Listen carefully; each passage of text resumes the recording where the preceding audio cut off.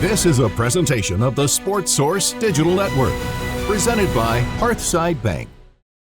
Welcome into the Sports Source Digital Network, presented by Hearthside Bank. We are here to do a Tennessee basketball wrap-up show. Pleased to have you with us. I am John Pennington. These guys, Vince Farrar right there from 99.1 The Sports Animal, Buzz Peterson, former North Carolina basketball player, national champion. I ought to throw 82. That in. 82 national champion, former Tennessee head basketball coach, former executive with the Charlotte Hornets of the NBA. And right there, Tyler Ivins, also from 99.1 The Sports Animal. Former attendee of the Buzz Peterson basketball camp. There you go. Very good. Add that in there as well. And Buzz remembers you. Yeah. Dude, I'm going to bring that photo in. You made me feel like a million. You're the one that had the shot. Yeah. Sweet we shot. should have had that right there. All right. Hey, heck of a run by Tennessee, obviously. We're going to tell you today, we're going to talk about the ceiling. We're going to talk about the Final Four. Why can't Tennessee break through, obviously. We'll also talk about offense. I've got some interesting research. You know how much we love to do numbers here. We got some interesting stuff on some offensive numbers. We're going to run through the roster, what it looks like for next year. And then we're also going to talk about the assistant coaching hire that needs to be made. And finally, we're going to come back around here and do a little grocery shopping. If we were shopping for Tennessee and money is no object, what are we buying? What are we pulling in from the portal? And then, Buzz, you're involved in the NIL sphere. You help out it with your alma mater, UNC. You're going to come back. We're going to check out, and you're going to tell us what it'll cost. Okay. So that'll be the idea. But let's get going here. I want to let's talk about the Elite Eight. That's a heck of a run. I don't want to sneeze at that. That's where this program is. I cannot believe. I grew up here. 3 Elite Eights. I would have never dreamed. 4 Sweet 16s. Knock off the Elite Eights. This traditionally was a program that was always sitting there on Selection Sunday wondering, are we in? Buzz, you remember this when you were here. That's basically what Tennessee basketball was. It was, are we in? Are we not? With Rick Barnes, man, if he makes it next year, that would be 7 straight tournaments, and I think that would be the Tennessee record. I don't think Don DeVoe ever did that, and Pearl got to 6, and that was it. So where he's got them is a totally different level. Your thoughts on the Elite Eight, first of all, and the fact that this program is to that height. Then we'll get into the Final Four stuff. Anybody? Jump. Yeah, I think it's obviously unprecedented, and it should not be understated. The way the tournament is set up, that Sweet 16 win over Iowa State kind of gets glossed over because it was a late night game, and then you just have a Saturday, and the next thing you know, you're playing the first game on Sunday. So you lose sight of what an accomplishment that was to beat a really good team, a 2 seed. If they would have beaten Michigan, they would have been the first team in the tournament to beat a 3 seed, a 2 seed, and a 1 seed since Dale Brown and LSU. So that's how close they were to making that kind of national history. So I do think it's a great accomplishment. If you look at the expectations going into the tournament, they far exceeded that. Yes. Now, the most optimistic going into the season was maybe top 10 type of team with the roster collection they had. We thought they would be better than what they were in the regular season. And even then, they at least met it and probably exceeded that. So that should not be overlooked. Yeah, and the problem I have is the regular season. Let's be honest. I don't. There's always griping in a regular season. It's like it really means nothing. If you win 30 games in the regular season and you go out in the first round, it's a bad year. Right. There's no glossing it over. Absolutely. And if you go 20-10 in the regular season and then make the Elite Eight, that's a good year. So the fact that he got them ready for the time that you need them ready, I give him a lot of credit for that one. There were already people on our text line who were 3 weeks ago, I just don't know if Rick's got it anymore. Thank you for the last 2 years, but this year when you see how it played out, you have that half against Auburn. How are you going to let Vanderbilt in 2 weeks and then, thank you, Rick. I will do whatever it takes with my own hard-earned money to make sure you get over the hump. For me personally, I've spent 39. I've spent 30 years of my life in Knoxville, Tennessee, born and raised here before careers took over.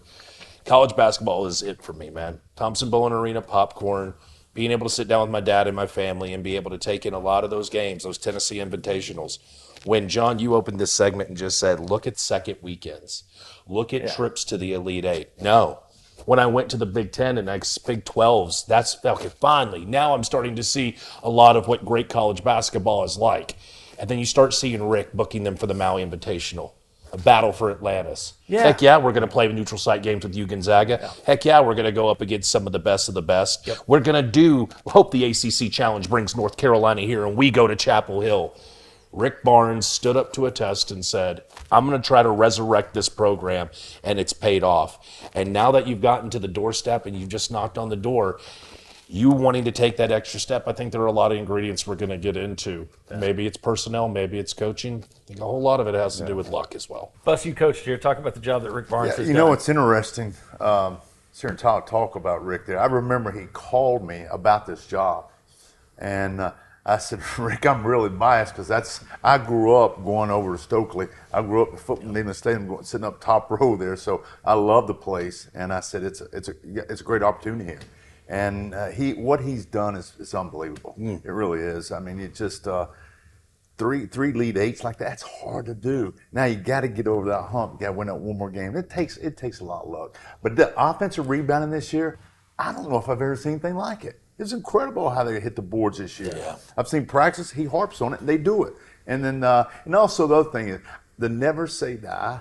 I always felt they had that never say die attitude. They never really quit, never gave up. And I hate what happened there in that second half when Lindenberg missed that three-pointer and he went and got the rebound. I said, they let go of the rope finally. The rope's gone there. But they never say die attitude I thought they had all year. Well, and it's funny. People talked all year. I did because it's huge. You blew 5 games where you had a 10-point lead. Yeah. But what gets lost is you also came back in 4 games where you were down 10 and you won those games. Mm-hmm. And when we would do that on the bracket shows, getting ready for everything, we'd look at it both sides, and Tennessee was the only one up there that had blown 5 like that. They're pretty much the only one that had come back from 4 as well. So that needs to be remembered. It was a never say die group. Let's talk about getting to the Final Four, and the difficult thing here is I don't think it's a simple answer. And first of all, I want to dispel one thing. There are people out there who are like, well, it's Rick Barnes can't win the big one. What does that mean? The Sweet 16 to the Elite 8 that's big. But the Elite 8 to Final Four, that's the one we're calling. Bobby Bowden famously said the big one is the one you lose. And I think that's the way fans tell you, and media.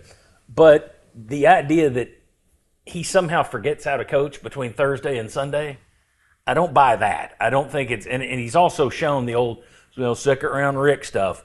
No, that's out the window. That should absolutely be retired. 3 late eights and 4 Sweet 16s. That's done. So I don't think it's he can't win the big one. What is it? Is it luck? Luck of the draw? Well, I think matchups has something to do with it. Being there and watching them, that game had a whole lot more to do with how good Michigan is than how Tennessee missed out on their opportunities and was bad. Yeah. They could do what football did when they made the when they made the college football playoff a couple of years ago and lost to the eventual national champion in Ohio State. That could very well happen here. Mm-hmm. Yeah. They're that good in who they happen to run into. Had that, say, been Arizona, I would have given them a better chance to match up with Arizona. Maybe you guys look at it differently. But I was so impressed by Michigan. They have so many ways to win. Now, that'll get into the roster conversation that we'll get into that. So there's things that they can do to help themselves. But, man, that is a factor in who you happen to run into. It's a little bit of luck. Matchups are huge. And I think that there was just unique situations for each one of those cases quickly. I have friends in Big Ten territory that go, you guys were on a collision course 3 years ago for Zach Edey and Purdue. The officials don't know how to officiate them. You're going to have to play your best game. Jonas Adu, he goes into a shell. Tobe Awaka fouls early. J.P. Estrella put up the best numbers against him. But it was over before you got into it. Houston last year, this is the best matchup you could have got, Tennessee. Yeah. And Kelvin Sampson's team showed up and punked them a little bit. And here's the thing. Tennessee likes to fight. Houston showed up like grown men and just said, we're just going to take you to the rim every time. Part of that was on Houston. The other part was you couldn't hit as my dad used to say, you couldn't hit a bull in the butt with a bass fiddle. And the second that we saw the bracket reveal, and I'm looking over the camera that's on right now, and I looked at the bracket top to bottom, I just went, man, there's still Iowa State possibilities. There's still so many Miami, Ohio possibilities. But could you imagine if they actually make it to the regional final? Michigan is an absolute wagon right now. And Dusty May showed that when he went to Vegas and beat up on Gonzaga. He showed that all through the Big Ten. Even in losses to Wisconsin at home, they were an absolute complete machine. Dusty May is a great coach. He put together a great roster. And go back and look what he did in the transfer portal. The money was there. Yeah. And I don't know if there's many teams out there that can slow down a Michigan team that is as good and as efficient as they're playing right now. In the portal, he did a great job. Mara, what he got him for. You played against Mara at UCLA, and you looked at this man last year and you went, this guy's nobody special. And in 12 months, what's Dusty May done? Or a coach from Michigan. Yeah. He's going to be a lottery pick. He'll definitely be a first rounder.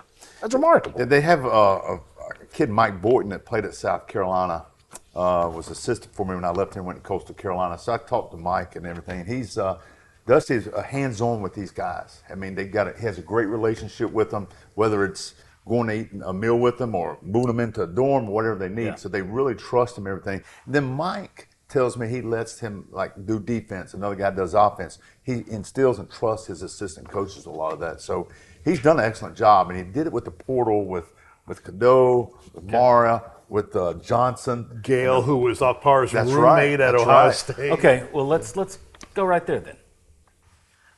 Why is Michigan going out and buying a better team than Tennessee did? Is that the issue? Are you not?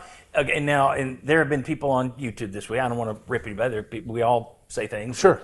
Lord knows I've said wrong things. But I think there was somebody that got a lot of play this week talking about Tennessee's revenue is here, and yet your NIL spending, your roster spending is here. It's like, well, that's two different things. Revenue, you can only spend $20 million of that. So your revenue could be $1 billion.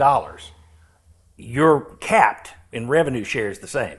NIL is what's over that. Right. And I don't know. I've said in the past, maybe Tennessee is trying to be an everything school. If you're trying to be an everything school, are you giving enough money to the sports that matter? But Michigan kind of blows that away. They're an everything school, certainly football and men's basketball. Mm-hmm. I don't know if they spend on baseball, but my guess is no, like Tennessee. What do they spend on their women's basketball? Probably not as much as Tennessee. But still, is there an issue here with the roster building? Tyler? I 100% believe that the roster at the University of Tennessee is very unique for one particular reason. In a day and age where it's how much are you going to pay me to come be a University of Tennessee basketball player, I think that there's an extra step to that. I think you have to be a special individual to be coached by Rick Barnes. What I mean by that is there are a lot of players, both past and present, who say almost the identical thing about Rick Barnes. Felix Akpara said it post-game after the loss to Michigan. If you want to be coach-starred and you want the opportunity to find success, come to the University of Tennessee and come be coached by Rick Barnes. I think you have to be a special, unique type of player to be in Rick Barnes' system. If you're a type of guy who wants to come in and just go, me, give me the ball, I'll be hero ball, I want to go in and just score as many points and I want to yap off on the bench a little bit, I don't know if that's to what Rick Barnes wants. I think there are godly men who Rick Barnes wants to look. I think he wants to see mature individuals. And I think that not only is it a paycheck, but I think you have to pass kind of a fraternity of, are you an upstanding individual? I'll just say it. There are a lot of coaches out there win at all costs. I think Rick Barnes is very selective on his players because, well, simply put, Rick Barnes is not a scumbag. He's not. There are a lot of coaches out there who just go, credit card, scan it, let's do it. Well, I mean, let's compare oranges to oranges over here. I mean, the only guy like Barnes in the last 30 years who've had massive success was Bruce Pearl. Right. Let's compare the scandal sheets, the rap sheets for the two programs under those two coaches. I mean, one of them just, you had something going on every day. With Rick Barnes, you've got. Now maybe that's me going a little bit on my soapbox here, but when you look back and you talk to people behind the scenes and you look at how rosters are built and you go, man, this guy came to the University of Tennessee. I wonder how he got out of here. And then 6 months later, you find out some things are happening after he leaves or he's dismissed from the program, and you just go, okay, yeah, maybe you're comparing some things. No, I think that's a fair. I think Rick Barnes coaches who he wants to coach, and I think he does bring in good. And here's the thing: we praise them for having a good program where you don't have to worry about that kind of crap. So I'm not going to go back and shoot that horse that I've been riding for a while. At the same time, Pat Ryan always said about Bill Battle that he had too many milk drinkers on the team, which is an interesting take on it. Buzz, your thoughts on Tennessee? Again, you're in the NIL sphere. Tennessee spending compared to some of the other teams in the SEC. I saw a story came out a few weeks ago that was talking about the revenue and the athletic budget that's spent on basketball, but it was not including roster because nobody's releasing all that kind of stuff. Is Tennessee, I mean, you know what Kentucky's throwing? Huge. Arkansas threw big this year. Is Tennessee at that level? Is Tennessee spending like Michigan in terms of, you're just looking at big picture, what's the reputation? There's no doubt they're going to spend. I mean, it's the problem, and I'm in this world right now, you just don't know what people are offering to other teams.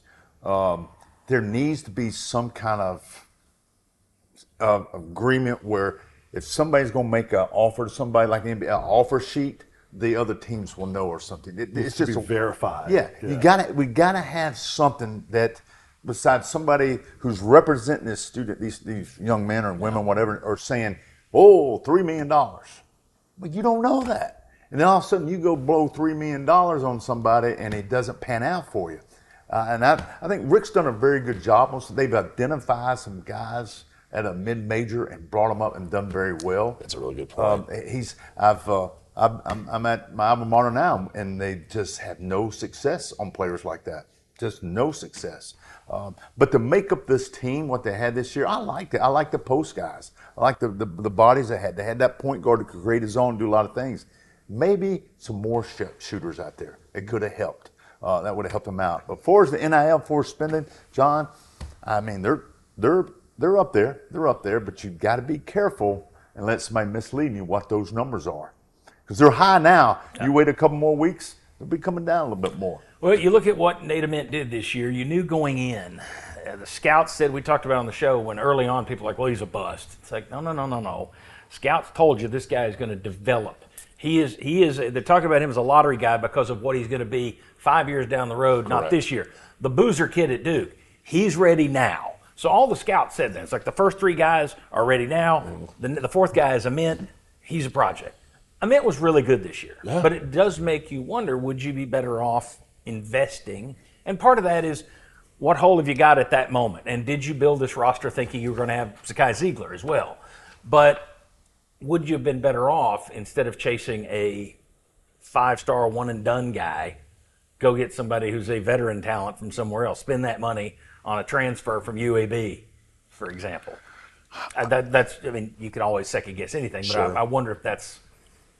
I know this isn't a clear answer, but I do think it's a blend. It's the right blend. So it's not this philosophy versus that philosophy. Right. Michigan had a blend of highly recruited freshmen that played roles. They were old. They had the big star that they got in the portal that was like over $2 million in Yaxel. And then they had other role players. So it was the right blend. And I think that's maybe what's eluded them more so than, hey, they spent too much money into a couple of players. Like we had that football conversation, right? Or do you spend $4 million for a quarterback and then not have enough for the defense? Right. Well, I don't think that's the situation here. I think you just have to have the right blend. They spent on Gillespie, even though probably it wasn't the biggest offer. He wanted to be here at Tennessee. You know, they spent for Ament. They got Abram, but that didn't pay off for you. So you almost have to hit it 100%. Yeah. And your money has to pay. Your investments have to all pay off. Well, then we're looking. Well, and again, we're kind of just putting our hands out here in the dark and trying to figure out stuff. Maybe it's a situation. Then that comes back to is your evaluation. Right. Now you get to Elite Eights. It's not like, well, they recruited an Elite Eight roster, not a Final Four roster. What's that? You get a different bracket, and that's completely different. Right. I mean, that doesn't pay out. So I just wonder, but go ahead. Well, you talk about the evaluation part, the hardest thing, and I've been on both ends. I've been in the NBA where the scout, as assistant GM, the scouts would give me 15 guys, go look at. Well, I had to make sure I had a seat that was down low, 10, 15 rows on the floor, had to buy that ticket, because I want to see the body language. You were a body language guy, that's what I was about to say. I want to see when something went wrong for that young man, how he responded. When things go well, everything's great. We're all great. But something went wrong. I want to see that. Well, now you can't. You got to do it by film most of the time. Yes. Unless you're one of the 6 people that can go after that university and go recruit. Well, most of those guys. Or you're Auburn and they just send you to go watch a Queens But most of those guys, a general manager, or whatever, in front office, aren't going out. Some of them they are, but most of them are the coaches. So a lot of it's done by tape, and sometimes it's a shot. It's a shot in the dark. I see. I think that's key. How hard it is to evaluate right now, simply because of everybody's rebuilding half their roster every single season. Everybody's moving. There's 1,000 kids in the portal every year. There's no way you're seeing enough of these guys to get a feel for them. Plus, instead of it used to be a recruitment, you'd get to know the family, you get to know the handler, you get to know everybody over time. Now it's like speed dating, and the first question is, okay, what are you paying me? That's a different ballpark. And he's actually done well in this era. Tennessee's done very well. That's where I was going to go with this. And again, this is all alleged, but I feel like some of the people that I've come across in my career wouldn't lead me astray with some of these numbers. This is now back-to-back seasons that Rick Barnes has outbid another team and maybe came in a little lower based on where their numbers were and still got the guy to come to campus. I mean, it's pretty much confirmed that Kentucky made a higher bid for Chaz Lanier, and he still came to Knoxville. Yeah. It's being reported that Jacoby Gillespie didn't accept the highest bid, and he ended up wanting to come to Knoxville. But back from a transfer portal standpoint, okay, so coming back go back even a year, taking a step back. Dalton connects, you hit on him, you hit on Chaz, you hit on Jacoby. So when he finds his guy, how different? You're talking about it's got to be 100%. I mean, I get it. We're just sitting here maybe grasping straws about trying to find compliments about falling short in the Elite Eight. Rick's done pretty good when he's gone out big game hunting to find, let me find your success and bring it to Knoxville, and they've duplicated it. I mean, let's be real. He's 3 for 3 at this point in time when it comes to NIL transfer portal additions. Rick Barnes has as good a reputation at landing star players and developing them, taking them to the next level of anyone else. And a lot of them coming from the mid-major ranks. Gillespie didn't, but Connect and Lanier did.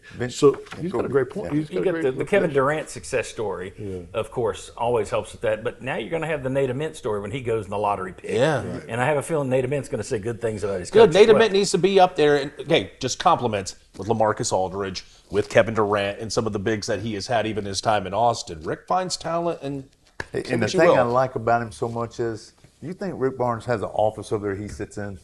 No.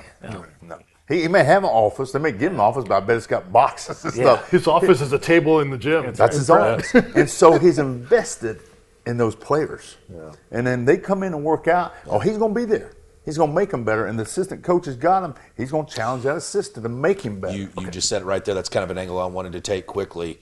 It's important it is when it comes to the transfer portal. Look how big his assistants have been in years past. Yeah. Find the next Rob Lanier, find the next Kim English, find the next Gainey. This is going to be a big hire for him. And we're going to talk about that a little later. Maybe you bring Kim English back. Who knows? Put up a lot of points at Providence. They just couldn't play a lick of defense in the Big East. Yeah. So, which may be maybe you need an offensive guy, because this is my last question, and I do believe there's something to this. Now, he has used defense to build this program. Yes. So I'm not changing that. I'm not saying get rid of that. But I do wonder if and we're going to show some numbers here in a minute, but I do wonder, Buzz, you said maybe you could use more shooters, and I agree with that. I think offensively, when you look around the nation, it's kind of more of an offensive game now. Mm-hmm. And when you win on defense, well, you're at the mercy of the officials and how they're going to call those games in the tournament. When you're very handsy and that kind of thing, you are eventually going to play really good defenses up against you. And if you don't have an offense to match the other guy's offense, you get bounced. Yeah. So I do think if there's anything that I would look at, it would be offense. To me, I don't know that their offense is as good. And I wonder, and you can answer this as a former player, former shooter, former coach, if you guys we always talk about getting shooters. And this year he said we're getting better shooters in here. And they did. We'll show you this in a second. But still, Tennessee's shooting lags behind a little bit. And I just wonder, is that because of the emphasis on defense? Does playing when the focus is all on defense and you're exerting constantly on defense, it's not the same as I'm used to just coming down, getting my shot. Oh, yeah, I'll get back on defense, but I'm not going to kill myself back there. Now I'm just going to come here and wait for my shot again. Is that a hindrance to having good shooters when you play defense like this? And I remind everyone of Justin Powell. Hit threes like crazy at Auburn. Transfers here, doesn't hit threes. Transfers to Washington State, hits threes again. Again, I just wonder if the defense can you be that good at both? And when you're that head-on defense, does it take away from the offensive end of the floor at all?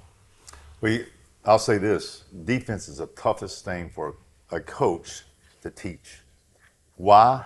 because everybody wants to play offense so much. Sure. So to get somebody to buy in to do something as a group, as a unit, that's the hardest thing to coach, to teach, whatever. I'll say that. Most coaches will say that.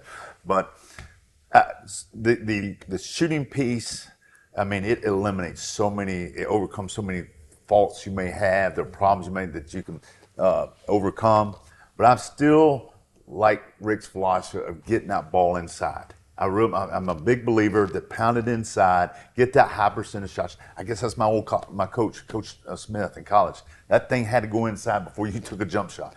You could be wide open, and that baby's going inside. And so it's, I don't know. I feel like the makeup of this team was pretty darn good. Just maybe if we had Lanier, one more guy out there can knock it down. Maybe, who knows? Well, with his defensive philosophy, he'd love to get more transition points. And if you're playing great defense, you can lead to getting fast break points. And guess what? You don't have to play half court offense. Yeah. You don't have to depend always on 3-point shooters. Just didn't have enough of that. They just weren't able to, even though they rebounded like crazy, they weren't able to turn teams over and then get out with pace to get those easy baskets. Is a little bit more of a grind, but that's a big reason why he feels like the defense can help their offense, and that it's a big philosophy. I said this yesterday on the air, and I bet you and I will agree on this a little bit. I don't know how often you talk about it on mornings compared to us on afternoon drive. Yes or no? How early in the season, each of these last 3 Elite Eight runs, have you brought up a topic or answered a call or taken a text message in some form of this question? Who's the third scorer on Tennessee's basketball team? Yeah, Talked about it every Sunday. To answer your question, do they need more scorers? If they're going to make a push for Detroit in the Final Four in 2027, I don't want to bring up who the third scorer is at all next season for Rick Barnes. We always know who the one is. We always know who the two is. 66% of the shots are being taken by Connect and Zakai. Chaz and Zakai. This year it's Jacoby and Nate Ahmed. Mm-hmm. Who's your three? We thought it was JP. Okay, you lose Cade. JP gets hurt. It looks like Jalen Carey's off to a hot start. Then Carey disappears. But what about Dwayne Brown? Whoever your three is, find who it is, and just hope you stay healthy. Here's the thing. As much as identifying one player, it better be like a 4 or 5-way tie. I agree, but somebody needs to emerge. Right. Yeah. And that was Michigan. Everybody was tied for Michigan's the got third it. I was best. looking at their stats here. I mean, they got 1, 2, 3, 4, almost 5 guys in double digits. All threats. I had a conversation with somebody, a former player, just this week, and we're talking about this. And we said it on your radio show Monday, and that is, well, you go and get a Dalton Connect, and he goes. And then you go and get a Chaz Lanier. Yep. Maybe you need to spend the money and get 2 of those guys. But I was talking to say, and I know that's a lot of money to go get 2 scores, 2 big-time players. Like, well, the guy I was talking to was like, well, here's the thing. Dalton Connect didn't play Barnes' defense, but he allowed it. Chaz Lanier didn't play Barnes' defense, When you but he swing allowed like it. they did, yeah. But would Rick Barnes allow 2 guys a great to point. be on the floor It's a great point. that wouldn't play defense like that? That's an interesting take. Okay, we just went 30 minutes in a segment that was supposed to be 15. So I promise you, we're going to race through the rest of this, but we're going to get to some really good information in terms of the offensive numbers I was talking about just a second ago. We're going to get through the roster. We're going to talk about what Tennessee needs, and we're going to talk about the assistant coaching thing. If you like this kind of content so far, and I should have done this off the top, hit the thumbs up. That helps us. Subscribe to the channel. Ring the bell so you're notified when we put new stuff up, and leave a comment. Tell us what you think. And on the other side of this break, which is very short, I'll be over at the monitor and I'm going to show you some numbers you need to see. This show is brought to you by Madisonville Marine. Visit madmarine.com today because there's no better place to buy a boat. And welcome back to the Sports Source Digital Network. I like to do numbers. I like to do the research. And now we've got our own special AI program that allows the deeper dives into some of the analytic stuff. But does Tennessee have enough offense? This is kind of where I'm looking at maybe what's if this would help you. Again, there's a lot of other parts that go into getting to the Final Four, but I just wonder if you focused a little bit more on offense, could that maybe ease the skids into the Final Four a little bit? Take a look at this. What I'm going to show you right here. The last few years, this is Ken Pomeroy's rankings before the tournament. He continues to put in numbers during the tournament. It skews everything. So these are the pre-NCAA tournament numbers, the offensive efficiency and defensive efficiency ranks for each of the previous national champions since Rick Barnes turned it around. What do you see here? You see that they're all better on offense than on defense. You see that 6 of them were top 10 on offense. The only one that wasn't was Kansas.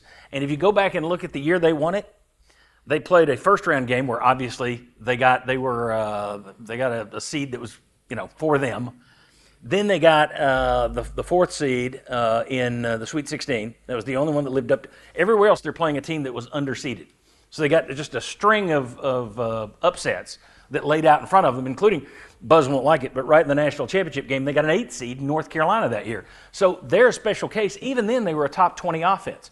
Okay, so offense wins. Now, it's great if you're both. It's not like they're bad on defense, but still, offense first is what this modern era is. So let's look at where Tennessee was. Yep.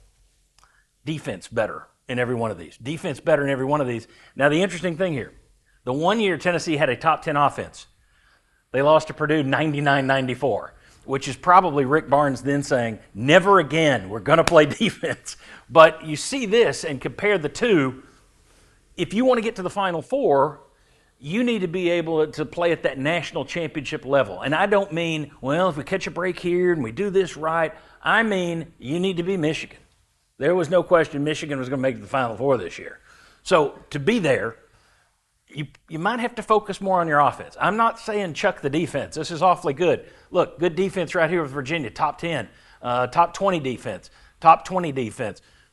So you can play good defense, but maybe you need to bring this offense up. You look, that offense is lower in most cases than the worst defense on the other side. So you got to improve that offense, in my opinion. And it comes back to shooting. Take a look at this.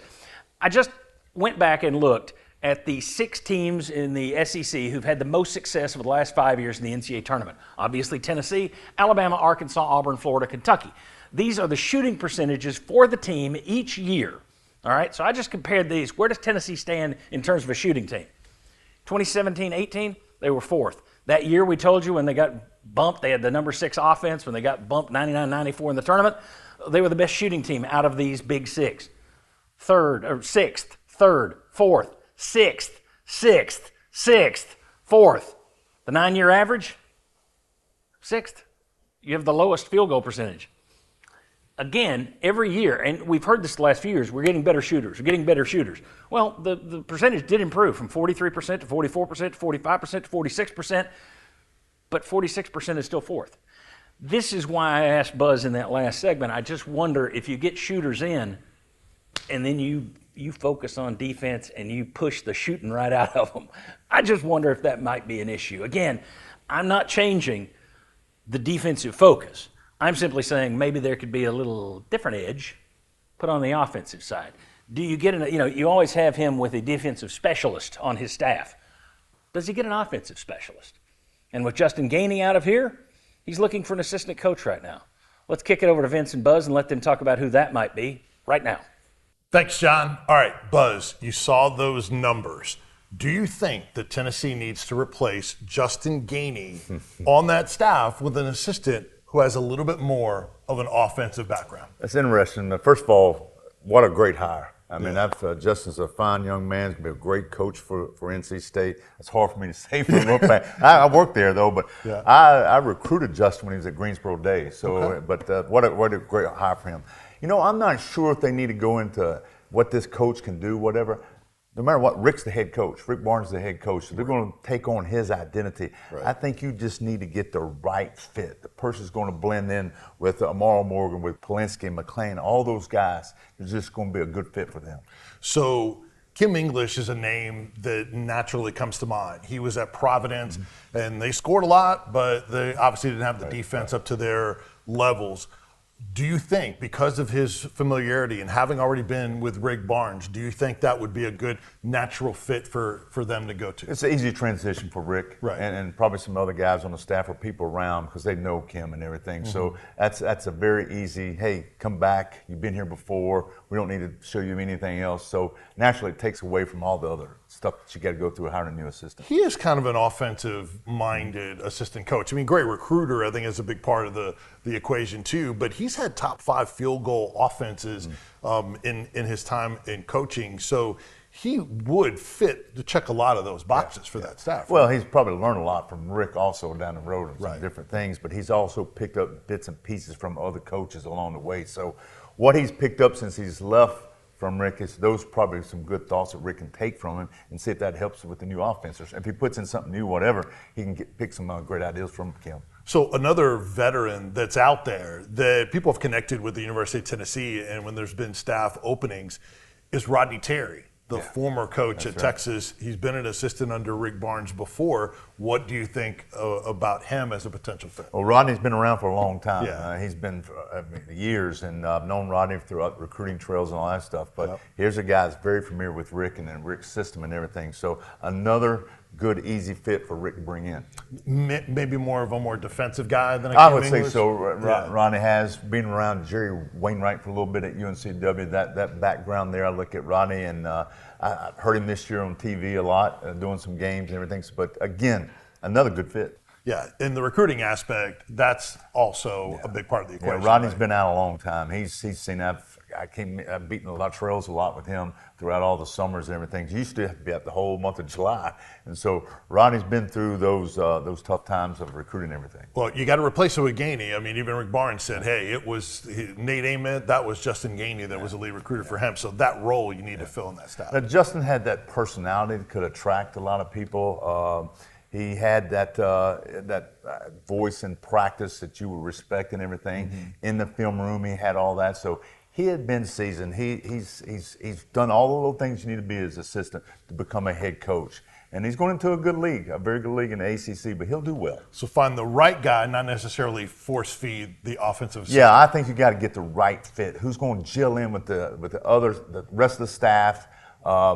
And like you said, we brought a couple names already that have been through Rick's system already. So I think it's more important you get the right fit than somebody can bring a specialty to the court. Thanks, Buzz. Great Thank job. you, Vince. All right, let's go to Tyler. Thanks, Vince. Appreciate it. Tyler Ivins back here on the Sports Source Digital Network. Let's take a little bit of a screenshot of what you're going to be looking at for that 26-27 roster.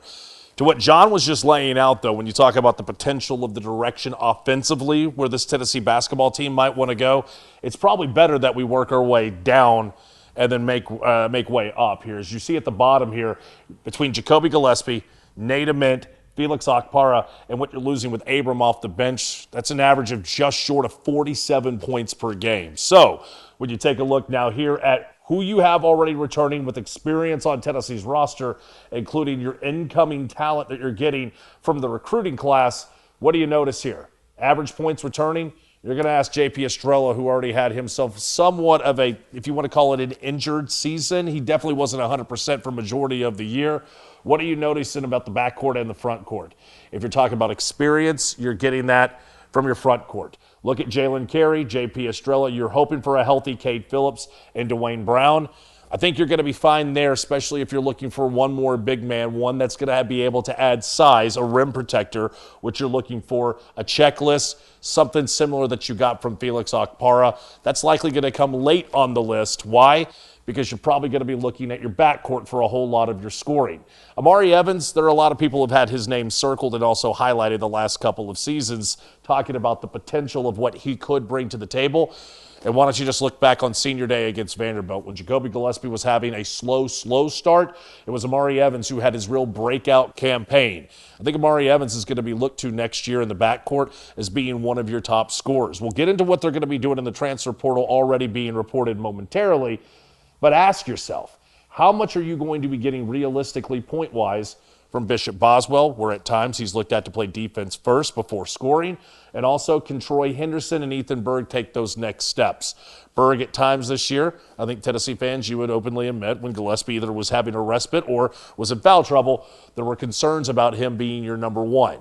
So what you're looking for this year, in my opinion, three things off the jump, those are the obvious. Number one, you need yourself a shooter, somebody who can fill up the bucket. If you believe what some of the reports are saying, they're already visiting the Missouri Valley Conference in Belmont just down the road in the mid-state. Kid Tyler London Blade be the answer. But again, price tags are high. Do you want to go ahead and start spending a whole lot of your allotment early? But as we've touched on, when Rick has his sights on somebody in the mid-major ranks that he can bring to Knoxville and have them take that next level, we just expect the chef to be able to pick his first main ingredient. Number 2, you got to ask yourself who's going to end up being your point guard, which really should be a 1B if you think about it. Think about Rick Barnes from his time, whether it's been in Clemson, whether it's been in other locations, Texas, and even here at the University of Tennessee. What makes his offense go? A strong point guard. How many times often on Sundays during the Sports Source, or you saw Saturdays during the kickoff or here on the digital network, Jacoby Gillespie was a number 2 being asked to play point guard. Closers, when you need them in the final minutes of a second half. When you need somebody who is able to keep the team their head above water when they're blowing 10-point leads. That's why you need a true general on the floor, and how quickly can you get them acclimated to Rick Barnes' offense. So really it's find you a scorer who can fill up the bucket while also being a general on the floor to you at point guard. And then really a number 3, who's going to end up being the person who's going to absorb a whole lot of those fouls and still play that elite defense that a lot of people are highlighting, like we've already seen, not only in the SEC, but during those years throughout a whole lot of the talent that we saw pushed in March during the SEC tournament, as well as the NCAA tournament. I think that this is a year. You're already seeing reports that a lot of people, not only at the administration, but they're ready to get Rick over the hump. In my opinion, do you want to talk about Tennessee's first ever Final Four? Do you want to talk about Detroit, Michigan next year at Ford Field? Let this man go out and identify who his mid-major scorer is while finding size and then bringing it all together with a true, this year, 26-27 point guard that can lead this offense, as Tennessee is going to look to get past that streak of 3 consecutive Elite Eights. It's crazy that we're still talking about that. Coming up, what the Vols need between now and next season. And if you want to talk about money, exactly how much is it going to cost? It's on the way. This show is brought to you by Daniel Hood Roofing. Visit danielhood.net to line up a free roof inspection today. All right, we're back to wrap this thing up back in the Albert Lounge, which, for those of you wondering, this is we were sitting here before the show talking about cigars. This whole thing is built off of the Carnegie Club in New York. Yeah, it's they've got this wallpaper, and I really liked it, and I thought I'll just copy it. So it's supposed to look like the Carnegie Club. Let's talk without our. Yeah, I know. I was reaching for the humidor. We're all sitting here, mouths watering, except for Vince, right. Not a cigar guy. Let's talk about what Tennessee. Tyler Ivins, Buzz Peterson, Vince Ferrara. Let's wrap this thing up. We're going grocery shopping. Okay. Rick Barnes has put us in charge of the cart. We're going in, and we can grab anything we want. You know, big men are on aisle 1. Aisle 4 is your all-conference guard. What does this team need first of all? And I think you got to start with point guard. Yeah, clearly, you got to have aisle 4. Yeah, aisle 4 point guards, and I think you're looking at another. You're going to have to throw heavy money at somebody again. You want an all-conference kind of guy, a transfer portal guy, who is proven. But don't you want a distributor first this time around? Don't you need that? I mean, you needed Gillespie's points this year. There's no question. But there were times all year where we were sitting there saying his decision-making late in games, he's not a strict point guard. So how are you handling it? Are you going after just grab a guard? Is it that hard? Just grab what you can get in this day and age? Competitive. So what are you looking for? If we're starting point guard, explain what you want in a point guard. Well, I'm going to aisle 4. I'm going to get that point guard. I want somebody who's going to distribute the basketball, get it to the shooters, or get the ball inside where Rick wants it and everything. So I think that's important because that point guard. You know how I look at structure of a team. It's like a book, hardcover book. That hardcover on the front, on the back, the hardcover on the back. You're 1 man and you're 5 man. You better be pretty good at that 1 and 5. And that can help you have a good team. In between, you fill that in with some shooters or guys that you like. But that 1 and 5 is very important. Especially when you look at what Rick Barnes' offense is and the way he likes to play. And of course, shooting. We know they got to have shooting. I mean, everybody wants shooting. That's the way that 3-point line is. Well, and you're looking at the Lundblade kid from Belmont. Yeah. By the time this gets on the line, they may have already committed. But they're certainly trying to bring him in. But anybody else have any comments on the point guard? I will say this. Tennessee had a pretty true point guard in Zakai Ziegler, and they got to the Elite Eight. So if you're looking for something that can take you to another level, I don't know that that's the answer to get you to another level. We're looking at all the pieces. You're going to have a point guard. You have to have a point guard for next year. You don't have it out. You don't see it on the roster. The only thing would be, is there another level for Bishop Boswell to develop to become that? Because he is not a shooter. Maybe you don't have trust. there's also a point guard in your signing class too. How ready to play is your freshman? That's in basketball. That's not out of the realm of possibility. So I'm just saying that yes, you need to get one, but I don't think that's the put you over the top. He's a frugal shopper. I can already tell. I'm the guy that just goes in. I'll take this. I'll take that. So we're just playing the game here, and then we'll dial it back. I just think the shooting aspect of it is so important if you're trying to get to the next level. Okay, then let's go. Unless you want to chime in on the point guard. No, you convinced me a little bit there because I was going to say after having Jacoby, who was a 2, run the 1 this year, I need a die-in-the-wool number 1 point guard. Yeah. I need to know that he knows what he's doing out there. But I don't know if that number 1 guarantees that you're going to be able to keep 10-point leads from evaporating or know how to get a ball inbounds with no timeouts with less than 10 seconds to go. There are no guarantees, but I'd feel better about it if I didn't have a number 2 guard playing the number 1 spot. And Ziegler was a true point guard that played elite defense. Yeah. And you're still at the same level. So I'm just looking for things that could take me to the next level. Well, that's why I'm doing 3 things, but we're getting there gradually. Sure. Yeah. Well, I'm just talking about priority. Then I go get the number 1 point guard on the planet. I mean, so, all right. So point guard, need a point guard. Then what do we need? Shooter? I need somebody who can fill up the bucket. Yeah. Kid from Belmart's a good shooter, but I just worry. You looked at the One Blade numbers. can put up points, but he was doing it against MVC competition. Yeah, and But I also watched Dalton Connect play in the Big Sky, and I go, he could translate that over to the SEC. I'm sorry. North Florida over in the A-side. Oh, there's no way they're going to. I'm sorry. Took Lanier a little bit to get his feet under him here. And Connect was. But he was efficient. With him a little too, but Connect he hit it harder, faster. Rick and his staff have done a great job with guys in that mid-major, low major level. It's remarkable how well they've hit. It's incredible because I've seen other places take some players like that and just doesn't develop. It just doesn't, because you've got to spend time with them. You got to get them the way you want them to work in your system and believe in them, and they've done a good job with that. I think it's shooters plural, not a shooter. Yes. That was part of the brilliance of Michigan. I mean, look at even in Illinois with the international route that they've gone, and maybe that's another avenue that they can go. Yeah, let's do it in steps. Yeah. All right, so step 1 was point guard. Step 2 is let's talk. How many shooting guards do you need? If it's the kid from Belmont, that's great. I want more. I'm with you. I want 2 guys. Maybe it's just a wing who can That's what I was somebody that can create late in the clock. I need a couple of offensive weapons. Shooter doesn't have to be a 2. I mean, they at the wing, or maybe even a stretch 4 that can step out. Yes. Just guys that are pure shooters. In my opinion, right now, Tennessee only has 2 starters locked in for next year's starting lineup: Estrella and Boswell. And if somebody beats them out in camp, so be it. Maybe Cade steps in, whatever they do. And we're assuming everybody is back. There's a possibility. So it's tough to do this. I don't see many guys who are just going to be a flight risk. Exactly. But there may be someone who Barnes says, there's the door. There are other places to go. 2 of those other 3 spots, I need them when they're getting their name announced at Food City Center for people going, show's about to begin. Yes. I need them filling up the bucket where every time they go down the floor, it's space, shot. Space, shot. I'm not saying Miami, Ohio rate. I'm just saying anytime they have the ball in their hand, it is Tennessee understood that they had to change. Not they had to knock walls down, but they need to move some living room furniture around.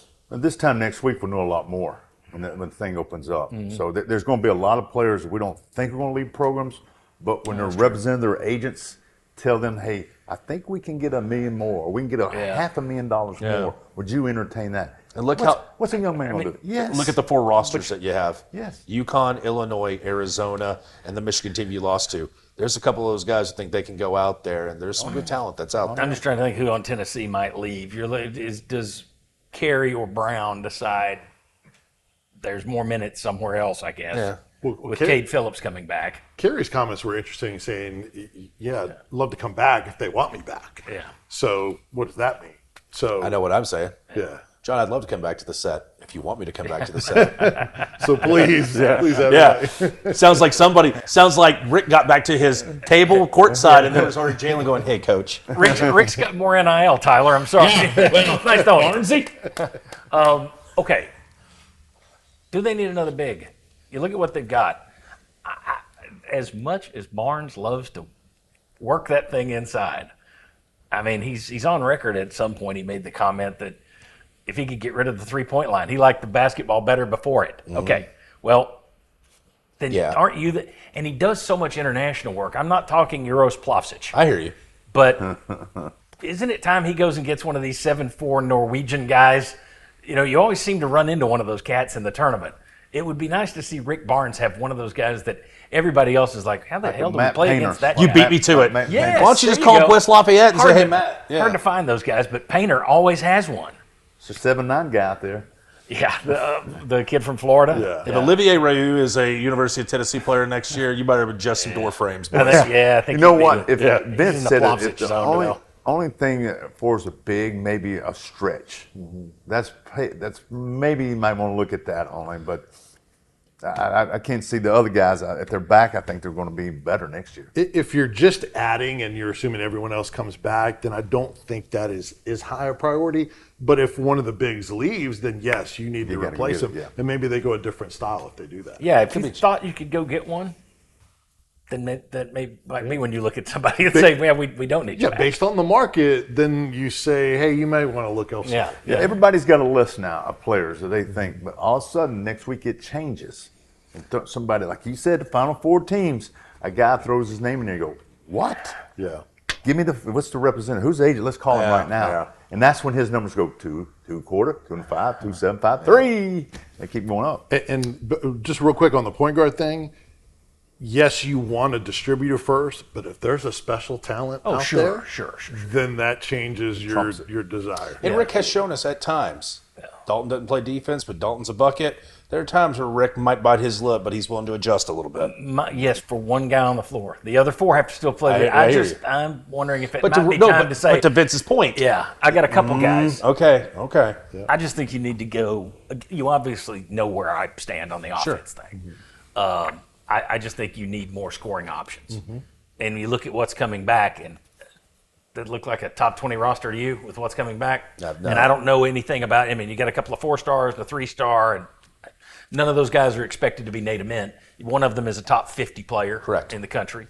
But I've never seen a kid play, so I don't know how long does it take him to get up to speed here. Is it immediate? Is he project? Who knows? Freshmen are hard. Those rookies, Yeah. they're hard. You can't. It's hard to rely on Yeah, them. Sometimes you never know. Away from home for the first time in a new system, you just know how they adapt. That's why I like the transfer thing now. Yes. it's everybody's a free agent every year now. They really talked up that freshman class. They love Evans and they love Brown. So it wouldn't surprise me if there are big jumps in their game, because they've developed guys out of the portal that played so much better in Tennessee than they were before. That's a good point. I said earlier, I thought there were only 2 spots. Mario Evans got a starting spot next year. Okay, So there's 3. let's just hone this down for the sake of conversation. Okay.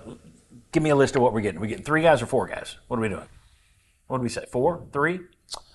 I need 2 A scores. guard, I need point, 2 2 scores. Yeah, unless the point guard can be your scorer, and then you can get versatile with what your fourth one is. Well, you they- need a big, you need scores, whether that point guard fits into that shoe. If a score. Buzz, you know what the heck we're just we're Well, I agree with Tyler there, but at the same time, we're having meetings now, I'm sure, and who's staying, who's leaving. Because, Right. I mean, somebody's going to say, you're going to offer me the same you gave me last year, but I did this, coach. And all of a sudden, well, I'm in the portal. So a lot of things between now and after that final game on Monday night, and that thing opens, I think it opens at midnight, I believe, after that. A lot of things going to happen. All across the country, these meetings are taking place. Well, based on your graphic, you had 9 returning players and then the 3 signees. That's 12. That's 12. 3 spots. That's if everybody stays. So realistically, there's probably going to be 1 or 2 more guys that will hit the portal that we don't know of yet. So you're probably going to end up at 4 or 5. Okay, so let's just say 4. Okay. Money wise, if you're looking at you're in this sphere, what are you paying right now? I mean, I asked you this off camera. We texted about it, and I was trying to get at: is there a difference in price between all conference, all American? This you kind of get some of that in football. It's broken down, but your basic take was, nah. If you're looking for a player, it's going to be what was your range? Well, 2 to they all 3? say 2 to 3. I mean, they're all conferences going up higher. The problem of it is there's got to be a cap. And there's got to be some kind of governing rules over this recruitment or the way things are now. Because I can tell you right now, I can get on the phone right now and ask somebody that they're all conferences. Well, it's going to be 3. I've already got a 2.5 already. You don't know that. Right. You don't know. So that's why it's out. And the other thing, too, is it the model going to stay like this, or do we go to where the pro model, where the GM is in charge, like Stanford football. Yeah. And then you got the coach underneath. But the AD still is going to make decisions here and there. It's just right now it's kind of we got it the other way around. So am I hearing you right? If we're 4 players, you're talking about the Tennessee's going to probably have to open Potentially the wallet. 12. That's where I was going. Yeah, I was thinking dozens. 6 to We all- 12. I If thought it's if 3 you guys ask- at $2 million, that's 6. Or do you have if to you pay asked 12? me last year, I thought things were going down because I was thinking donor fatigue. Donors can't, because they're getting hit from the they're a lot, administration. I got to get money here for this building. All of a 10% sudden- talent Yeah, fee on yeah. the tickets. Yeah. So it's to me, it's only going up. The money's going up. It's not coming down. Will it ever change? I don't see it. It's pay for play. So that's needing $12 million more. If we're going, if again, we went into the grocery store in our play world, just buying anything. We went with our grandparent, and the grandparent said, anything you want. So we walk out of there with 4 big-time players. You're talking $10, $12 million. On top of In addition. whatever they've already got committed. Now, I don't know how much they've got committed there. But whatever they got committed there, a lot of these rosters you're seeing it's listed 10 to 12. What are you hearing for the You big? got if you want to be in the game, you want to be where they're playing now. You better be anywhere from 12 to 15 12 to 15 next million. year. Next year. Now this year's probably anywhere from 10 to 13, 14, whatever. But I think it's going to go up. You better go 12 to 15 if you're going to be in it next year. That's my take right now. Yeah. Men's basketball. So the question then is, do Tennessee's donors say, here you go? I would look at it. I would look at 3 straight Elite Eights. I would look at the program he's running. I'm not looking at this and saying, I'm not giving as much. He keeps capping out at the Elite Eight. I'm going the other way. I'm like, let's get this man to a Final Four. And you said that Monday on the radio as well, and that's exactly where I am. Tell the story. You had friends that you watched the game with. I sat around with 5 of my friends, and when the game started getting out of hand, a buddy of mine stood up in the garage. We were having cigars, coincidentally, and he rips the cigar out of his mouth and goes, I can't stand this anymore. This man, just like a teacher pointing at a bulletin board or a projector screen, this man deserves a Final Four. I know I make chump change, but however much money I've got to donate, we've got to donate, whoever the big guys are in Knoxville, Tennessee, that man right there deserves a Final Four. And we all kind of looked around, and look, I grew up here. We talked about it. I went to your camps. I'm even catching myself in this career choice playing a neutral role. Privately, my emotions, I just went, this guy deserves to get Tennessee to a Final Four because I allowed the fan to come out a little bit. Now, the thing is, he has been to a Final Four. Yeah. It's the Tennessee that I'm can't get to sorry. the Final Four. I would but like to yes, start going to but concerts, still. and I would like to start going to events where when I look up and I see Pat, Yeah. Pat, Rick. A couple of years ago, I spent some time down in Alabama when I was short, and When Oates was there? when Oates was there, and we were talking, and he was presented an opportunity to renovate his arena, get some practice courts, whatever, and he said no, because if you don't give me money for this NIL that's coming up, it's getting bigger, I'm not going to be able to fill this gym up. Heck, the practice, and then you're going to fire me because I can't fill this place up and I can't win. So I'd rather have the money. When he told me that, it's been several years ago, I was thinking, golly, what? So he bypassed renovations for Coleman so he could have a better roster? Yeah, you got it. That's where you are now. Do they care about what it looks like a lot? Do you really care about what the facility looks like, Well, whatever? see, that's where you come back. What we were talking about earlier. That's where you take your $300 million in revenue. You handle that. You've got your big revenue. You take care of the court. You take care of the arena. Give me my NIL money and my revenue share. Yeah. Give me my money for basketball. You've got enough revenue at Tennessee to go take care of all the facilities you want. And that's what you're using your 10% talent fee. Go handle that. But give me the money for my roster. I just wonder, do you think Tennessee's got that kind of money that we're throwing around here? Come on, Vince. Not upper end. My guess is that they wouldn't. Maybe on the lower end of what he would pay. Here's the thing: like when you look at what they paid the top players in the portal, there's a couple of guys that got massive money, and then there's like a whole bunch of like in the million range. It's not like everybody's getting 2 and 3 million. DeBonta was like the good 4. ones. Yeah, You but brought up just the a name. couple- You yeah. brought up the name. Yeah, Yaxel was like 2.3, something like that. So there's a couple of guys that are way Claims above he- everybody else. Claims Kentucky offered him $7 to $9 million, and Mark Pope didn't deny it. Well, He just said, "Well, we don't talk about those kind of things." He could have said, "That's ridiculous."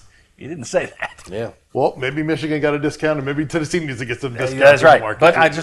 you're gonna have to spend. Again, you got to have some kind of rules that govern all this. so it doesn't get out of hand. Gotcha. I don't know if it ever happened, but they need, like the NBA's got the CBA, collective bargaining agreement, something. They got to have something. But it's not in place now. Suspend. That's the thing for all the people. I will say. I said this as soon as it started. This NIL thing. Everybody complains about having to donate money and spend, and then they complain about coaches not winning enough. It's on you now, John. It's on the fans now. You've got it for the first time ever. It's legal. I'm in this area. I'm dealing with them now. I'll tell you this. Sometimes once you get the money settled, that's just half the battle. Oh, I'm sure. Now you're getting into all the other stuff that can come with it. Oh. That's the stuff that rules need to stop and govern. Oh, well, what? He makes more than me? Why does he? I don't know how you keep a team together when you've got that kind of stuff going on. It's funny. Rick Barnes at the post game or one of the media sessions in Chicago said, well, it's actually easier to coach right now. You just say, what's their number? No recruiting. Yeah. Tyler Robbins, Buzz Peterson, Vince Ferrara, thanks to you guys for coming in. Thanks to you for sitting through all of this. If you made it to the end, I appreciate it. Click the thumbs up, hit the notify, hit the subscribe. Is there anything else you can hit? You can hit the comment section and leave us your thoughts on this. How much money are you going to be giving? You going to be donating a couple million to kick into this fund?